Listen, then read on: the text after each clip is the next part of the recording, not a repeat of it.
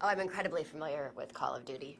Prior to doing this, the very first, I'm trying to think, it was the first day I moved into our house, I thought we were having an earthquake, but it turned out to actually just be my husband playing downstairs. And I ran downstairs thinking our whole house was shaking, but he just had the volume all the way up. He is a very big fan of Call of Duty. So what attracted?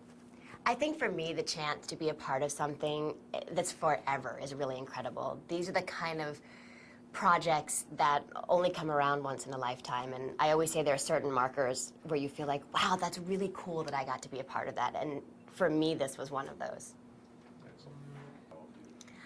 I'm not sure who was more excited, my husband or my best friend's sons. It was kind of a toss-up. They actually threatened my life if I didn't do it. I'm excited. I can't wait to actually play myself. Does that sound? That probably doesn't sound very good, huh? Also, the opportunity to be the first female playable character. I mean, for me, breaking stereotypes is something that I love to do and to show that women can be empowered. And I think there's a misnomer with gamers that it's all boys and all men, but women play too. And I think it's really important for us to have characters that we can identify with and that we can relate to. What do you? That's. No, actually, the guys were incredible, and it was really exciting. It's always fun to be the girl amongst guys. And I'd met Robert Englund prior to, and I didn't think he would remember me, but he completely remembered. And Danny Trejo, I am such a fan of. Like, I was a little bit in awe at first, because I think he's so incredible. And Michael Rooker was just fun. Great. And what can your fans expect?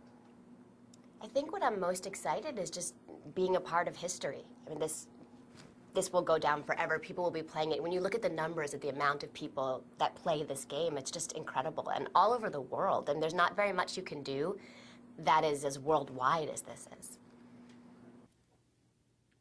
Let's puree some zombies. Let's puree some zombies. Okay, zombies, time I crank this up a notch. Okay, zombies, time I crank this up a notch. It's a party. A hunting party? It's a party. A hunting party.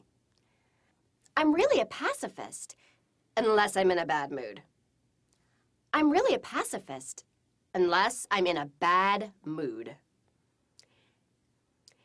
Girl with a shotgun. How's that for a movie idea? Girl with a shotgun. How's that for a movie idea?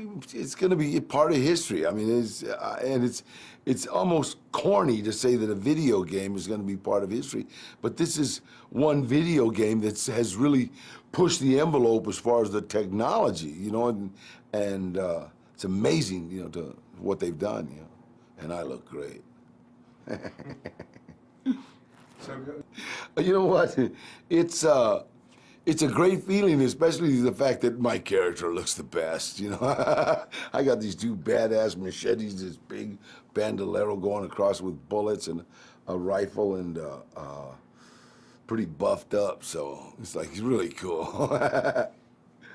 This video game. You know what? The usual one badass mother. And my characters are pretty badass.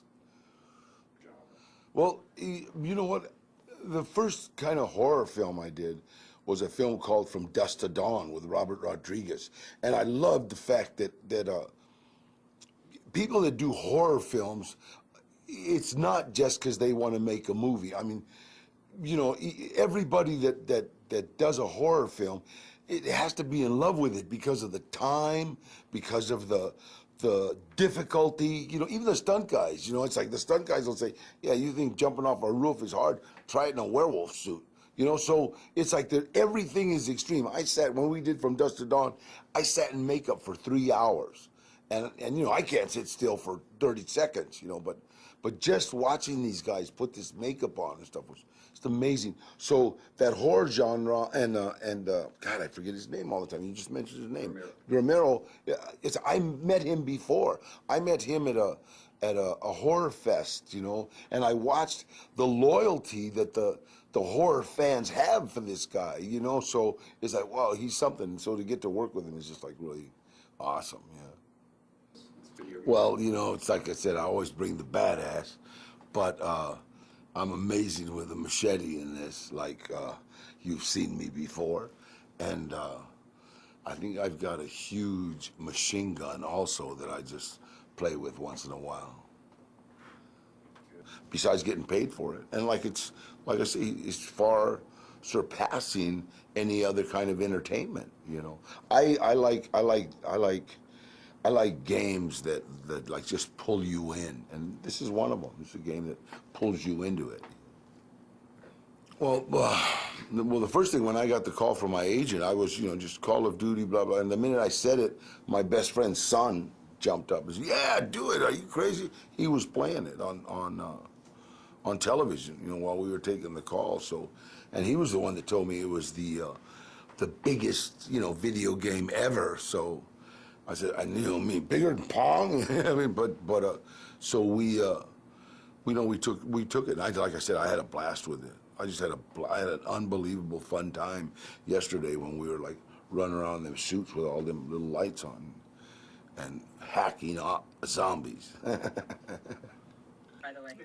This thing's like a pea shooter. Vale madre. Are you kidding? This thing's like a baby's toy.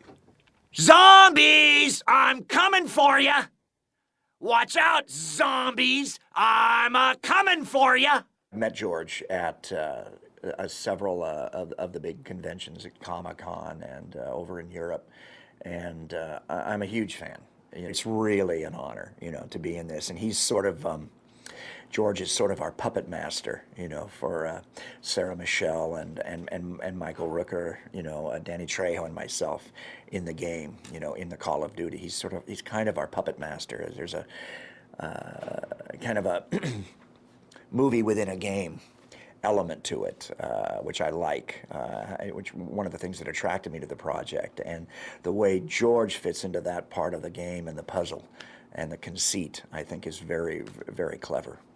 My friends' kids found out that I, got the gig, for the new Call of Duty, and plus I'm working with Buffy, and I'm working with Trejo, who I idolize. I've loved Danny forever, and Rooker, and I'm a fan of little tiny movies that these people have made, as well as there are iconic roles too. So my stock has definitely risen here among all my nieces and nephews and godchildren. Because Freddie's kind of old to them. It's sort of old school to them, and now that Uncle Robert is working on a Call of Duty, he's cool again.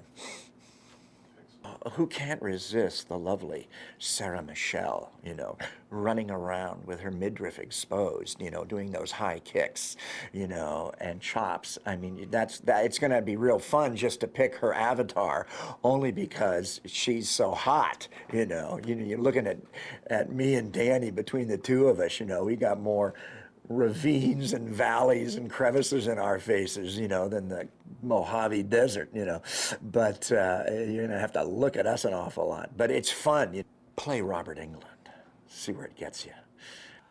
Sci-fi, huh? I was in a sci-fi show once. Guys, I think Mr. Romero has turned into a zombie. This is a nightmare. Let's bring it louder. Okay. And then as soon as you impale, it's a like right on the impale, because we're gonna pause it right on the impale. You want to do a freeze frame of that impale and then try to recover from it? Right, exactly. I am a zombie killing machine, baby. Yeah. Good. Are you kidding me? It's Call of Duty. What attracted me to Call of Duty? Well, let me tell you, after doing The Walking Dead and then getting the call to do this, I'm walking on a cloud, because this is very much like having a continuation of The Walking Dead almost. You're in the same frame of mind, and you're killing zombies. And my guy, Merle Dixon in The Walking Dead, is a kick-ass zombie killer. He loves this stuff. And then get ready. Exactly. Bring it up a little bit more. So like. About here? Yeah. So you're nice and tight, ready to start shooting any kind of zombie that's coming your way. Yeah. So that ain't in the script. That ain't in this. Okay. Like the face you made, that's perfect. Yep. And then All bring right. it up and be tense. Okay. All right. Let's try one more walkthrough. That ain't in the script.